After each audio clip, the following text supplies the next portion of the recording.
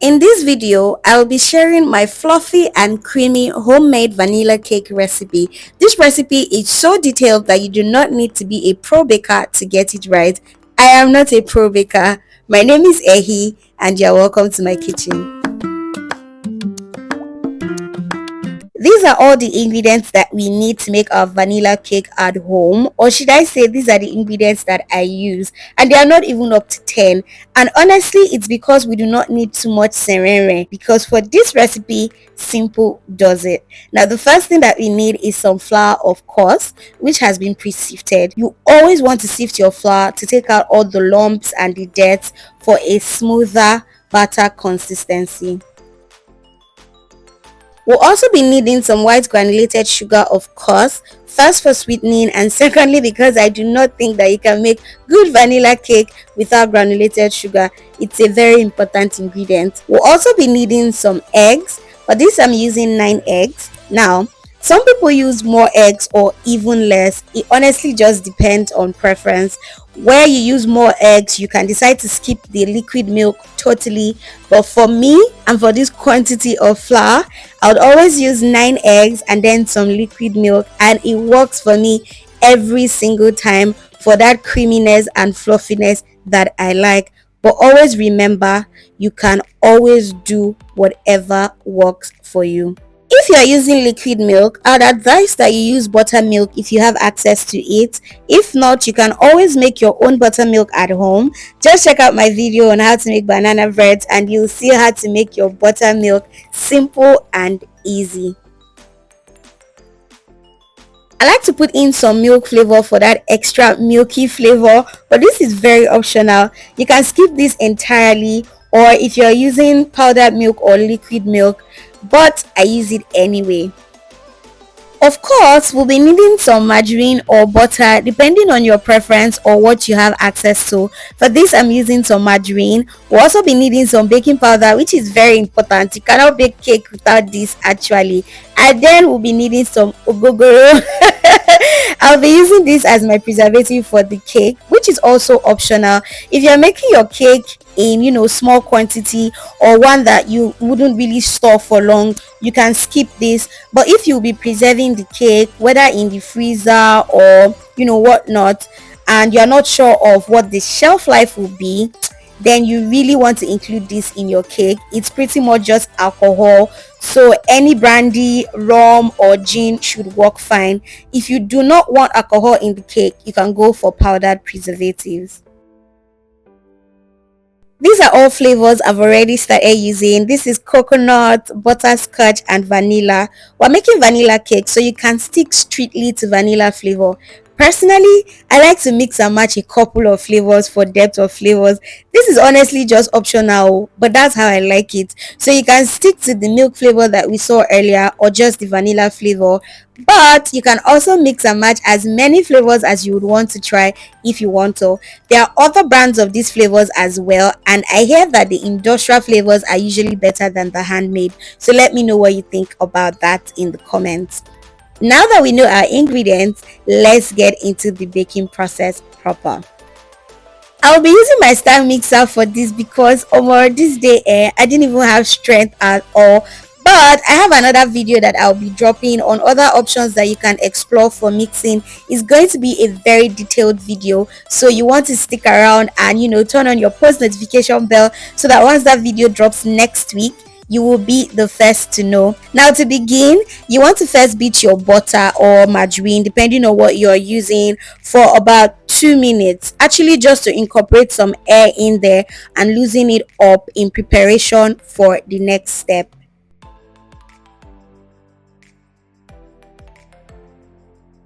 After about 2 minutes, your margarine or butter should have loosened up a bit. Then you want to add in your sugar. You can decide to use more or less sugar depending on preference or how sweet your tooth is. A list of all ingredients used and their measurements will be in the description box below, so don't forget to check it out. Also, please note that beating the butter first is just how I do my own. It's not compulsory. Some people just mix butter and sugar and start to mix immediately. Whichever one you do is fine. The purpose of creaming the sugar and the butter like this is to allow the sugar tear air holes in the butter to incorporate air, which makes the cake light and fluffy. So you want to cream this for about 5 to 7 minutes on medium to high speed until the butter is pale and fluffy. Pale simply means until the butter is white and light. So you can see the difference in color between the one that was mixed and the one on the spatula.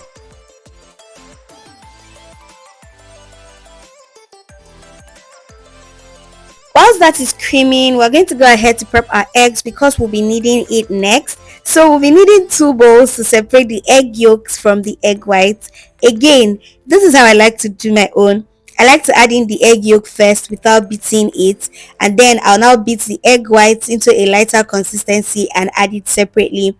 This is preference for me, but I find that beating the egg whites makes the cake fluffier and allows the butter to rise better. The yolk really is just for moisture and richness, and then putting them together sometimes it makes my cake batter a bit denser. So this is how I like to do mine, but you can do whatever works for you.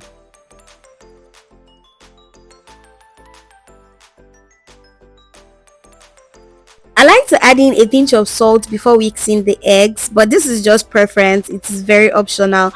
Again, some people whisk their egg whites till it is stiff peak, but I like to whisk mine until it starts to foam slightly and it's a bit lighter, and then I'm done. At this point, my butter is lighter and pale and it has sort of doubled in size, so I added in the egg yolks little by little. You can stop and start your mixer when you are doing this, but I like to add mine from the sides. The next thing is to mix all of my dry ingredients together. You can decide to add in your dry ingredients one at a time into the butter, but I like to mix mine together. Firstly, because it ensures that all the ingredients are well blended with uniform distribution, and secondly, it helps me to reduce the possibility of having lumps in my cake. I forgot to add this to the ingredients list earlier, but I like to add in a little bit of cinnamon for extra flavor, and it's just because I love cinnamon, but this is optional or can be substituted for nutmeg. Once I've combined all the dry ingredients together, I proceed to add in the dry ingredients in batches and alternately with the egg whites. So I add in a portion of my dry ingredients, mix that up a little, add in some egg whites, mix that up and continue the process until all of the ingredients are exhausted.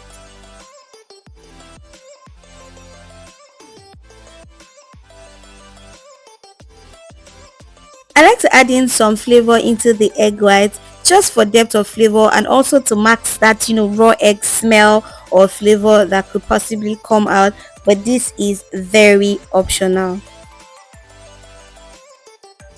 At this point, you can literally stop using the mixer if you are using one and then use a spatula to incorporate the ingredients, but I prefer the lazy way out.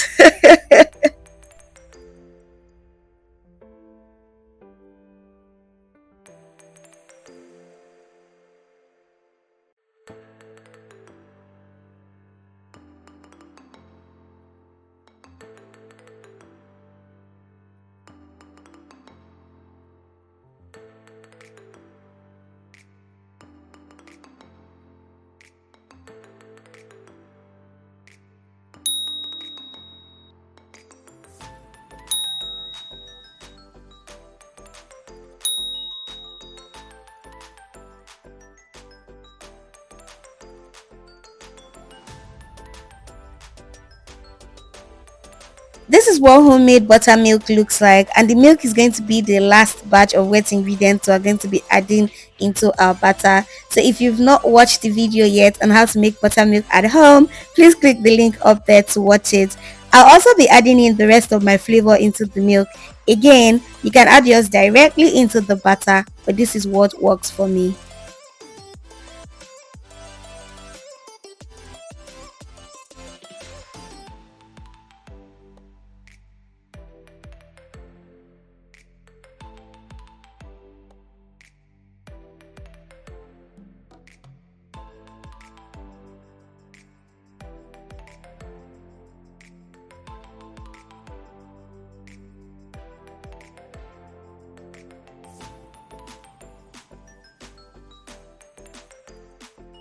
Once all the ingredients are fully incorporated, this is what the batter looks like. So soft, light, fluffy and lush.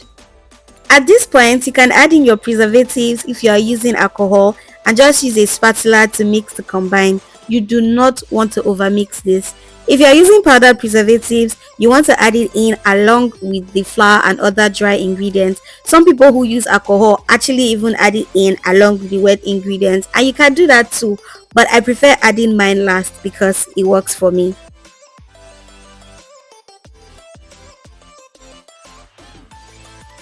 It's at this point you want to proceed to fill out your pans and bake. You can also bake in a foil tray as well. I greased my pan with butter and then lined with baking paper just so it comes off easy. But you can use just butter alone, baking spray, cooking oil or butter and then dust some flour over it, whichever one works for you. After this, I like to use a spatula to level the top, then tap gently on my countertop just to release any trapped air bubbles. Then I proceed to bake in a preheated oven for about 30 to 40 minutes.